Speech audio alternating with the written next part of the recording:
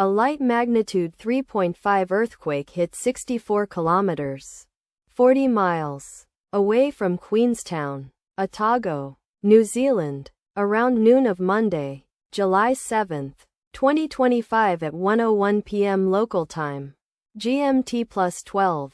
The quake had a very shallow depth of 5 kilometers, 3.1 miles, and was not felt, or at least not reported so.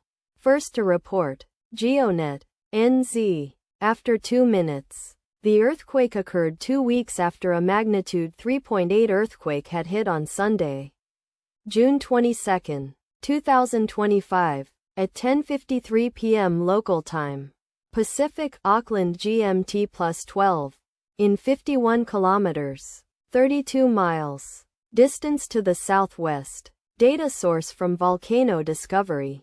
Did you feel it? Let us pray. May the earthquake that occurred not affect our brothers and sisters there. May the earthquake not happen again. And may God protect everyone. Amen.